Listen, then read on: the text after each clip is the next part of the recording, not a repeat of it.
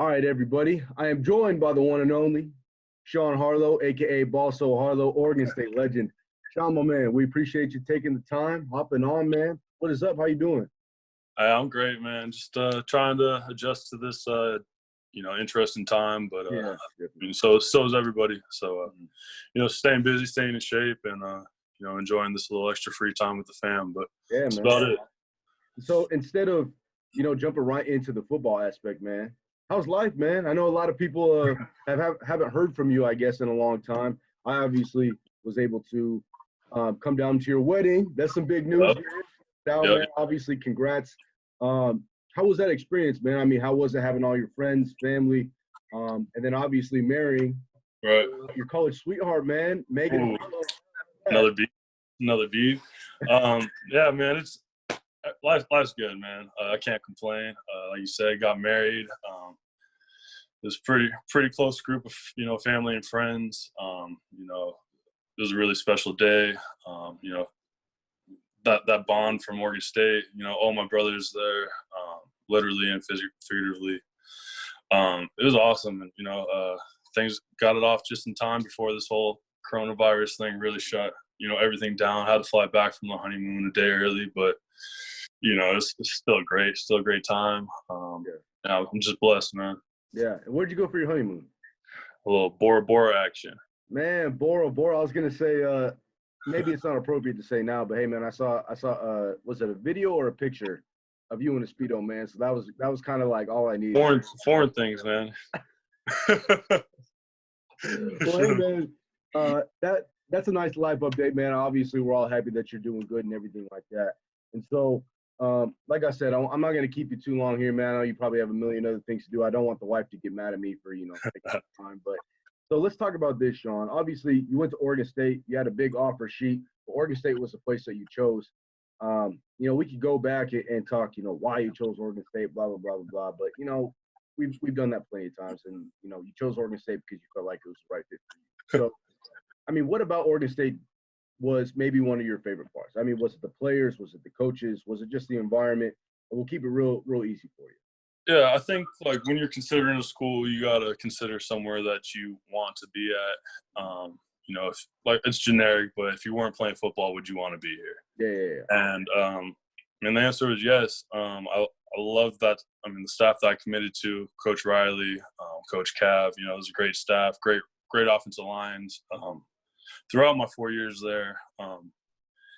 And I don't know, man. I just really loved it out there. The community, the feel. I wanted to get out of California for a bit, see something different, and it's just a great place to be. It's called, the best college town in the Pac-12, and I truly believe that. I mean, I visited, most of those schools, anyways, and yeah, definitely. It's definitely changed, something different, but I love it, man. It's a great atmosphere, great place to, focus on school and, just getting better as a football player and as a person in general. It's a great, college town, small feel. Everyone knows everyone, but it's not too small. Yeah, man, I love it. I miss it for sure. Yeah, definitely. I do too. And something that not everyone gets to do is, obviously you'll meet some of your teammates, like, I'm guessing you met either Jordan Villeman there or, before whatever it was. But there's a lot of guys who, obviously you met. Like I said, I got to meet, obviously, you, Billy, Daryl, all these guys when I went there. But a cool thing that a lot of people don't get to do is play with one of their childhood best friends. You got to play with Daryl, who you guys, who was it since you guys were what? First grade? Yeah. Great. So, I mean, talk about that, man. I mean, I can remember one specific moment where it was against Cal, and I think you set up the perfect block for him in order to run that game-winning touchdown over. Yeah. I mean, that's kind of stuff that, as a kid and you're playing football with your friends, whether it be in the field or, in an actual, football setting game, that those are the kind of moments that you kind of dream about. So that was, if I can remember one moment about Sean Harlow and Daryl Garrettson together, that is really it. All the other times, they're probably not appropriate for us to talk about. Probably not. But, I mean, talk about that moment, my man. I mean, just being able to play with Daryl, that's something that, not a lot of people. Bringing back that play, actually, I haven't thought about it in a while, but kind of got chills. That was a cool moment for sure. But, yeah, I mean, it's something that you dream of, like, you talk with your friends in high school or whatever. Yeah, like, we should all go play at the same spot, whatever. And, it's probably not going to happen. Yeah. You know, me and Daryl and I have like a interesting relationship, you know, being friends, best friends since the first grade, and, you know, somehow, some way kind of keeping that connection. You know, he went to Utah State for the first couple years, and then, you know, whatever, ends up transferring to Oregon State. And, you know, I mean, obviously I was super stoked about it, get my best friend play ball again. I haven't played with him since, you know, sixth grade. So long time coming, but I mean, it was fun. But yeah, I mean, it's something that you dream of, and it came true, and it was really cool, man. Mm-hmm. And so we're taking that next step now. Obviously, Sean, you're in the NFL now. It's something that, you know, all of us dreamed about doing. There's only a select few. I mean, obviously, as you know, you got to be a top dog in order to get to the NFL. Got to have the work ethic, got to have the skill, the full package, you know. And so, I mean, did Oregon State kind of prepare you for that? And, you know, obviously it's kind of cliche because, you know, you can't really say no because, you know, college football is going to help you out regardless. But Right. I mean, maybe what was it about Oregon State, whether it be the coaches or yourself, maybe the environment, or, you know, even the opponents that we played that kind of put you in that situation where you're going to be ready for this? Right. I mean, I think when you talk about college again, it's finding a competitive division is something that, you know, seems like the best fit for you. I felt like Oregon State was on the up and up at the time.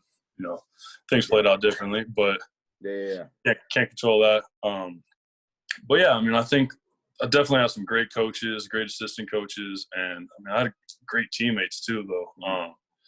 You know, the guys I was playing next to every day, you know, they're really good players too. Some of them are still playing as well, and that helps you look better. I mean, honestly, man. But I remember I got to run behind you a time or two, and man, let me tell you that was I got lucky, man, because I didn't want to run not anything bad. Not saying I didn't want to run to the other side, but I mean, when you got someone who you know is going to play on Sundays, man, it makes your job a little easier. Hey, I mean, I appreciate that, but I think, like you said, man, like there's a lot of things that go into getting you ready.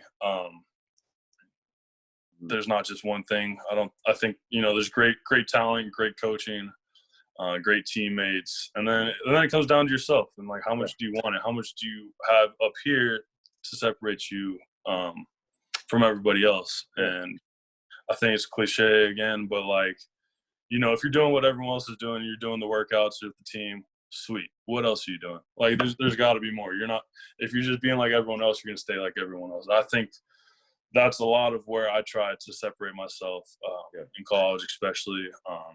Doing extra work, man. Like you don't necessarily need another body. You don't need another coach. You got a phone. You got some cones, some field. Like, what else you need? You know? Mm-hmm.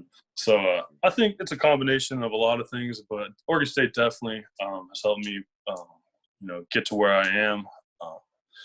But I do have to say, like, that jump from college to pro compared to high school to college is night and day.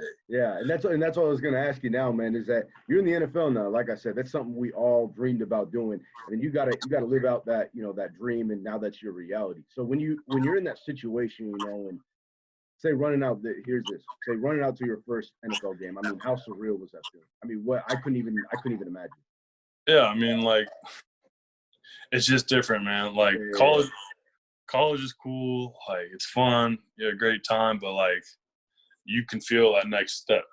Like the stage is bigger, the fans are louder, you know, the stakes are higher. You know, it's a lot of pressure. And I mean, if you can't handle it, then I guess you know, it's probably not a good job to be in. Yeah, I mean, it's definitely a struggle every day. You know, everyone's really good, otherwise they wouldn't be there.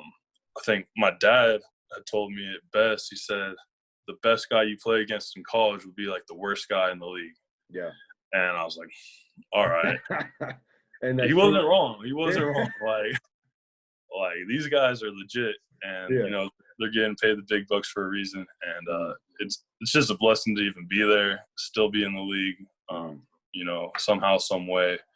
And yeah, it's a fun, interesting experience to say the least. Because you gotta kind of evolve each year, right? I mean, obviously, as you know, just like in college or even high school, every year they expect you to get better. But I feel like maybe the jump from, you know, each year in high school to get better to each year in college to get better, and then to each year in the NFL to get better.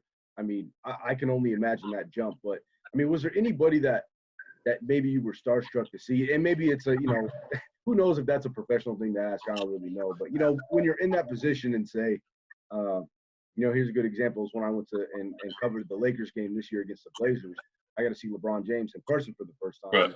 You know, you got to be professional, but when you see LeBron James, you know, on TV, it's cool. LeBron James, it's crazy, it's super cool. Then you see him in person, right? And then you're like, dude, that's LeBron James. But then the difference is for you is like now you're like, that's my teammate. You know, like right. Julio Jones is my teammate. Yeah, no, I definitely know what you're talking about. Yeah. But at the same time, like it comes down to like we're all people, man. Yeah. Like we're all the same. You know, we're just athletic. And I mean, I can't speak on too many rooms. I've only been in a couple, you know, organizations through my last few years. But like that, like I think like people think that people are different than they are. Yeah, definitely. You know what I mean? And I think people like let people like get a persona, like a self-developed one, instead of like really knowing who they are. Yeah. And like, you know, it's super cool walking in the building, you know, being surrounded by a few Hall of Famers, you know, like really cool. But like you sit down and talk to them, they're just like this they're probably just like normal people. So it's like that, and like I'm sure like that initial, oh wow, like that's, you know, that's Matt Ryan, that's Julio Jones, like really cool. But like at the end of the day, like we're all in the same building, we're all doing the same thing, and we're all working for a common goal. And I think like once you get past that initial like, oh, like this is really cool, I want to stay here. So like let's continue it. Yeah. And so you know, obviously congrats on that, Sean. That's super big that you get to keep, you know, you're playing for the Falcons, which is something super dope. I mean, obviously great organization, they've had a ton of success. I want to ask you this, Sean, though, because like you said at the very beginning of this, you know, us started talking, is that this is such an interesting time where you're not really sure what's going on in a way. I know you guys probably still have some Zoom meetings and stuff like that just to, you know, be on top of those kind of things. But physically, staying sharp physically and mentally might be the hardest part for people right now.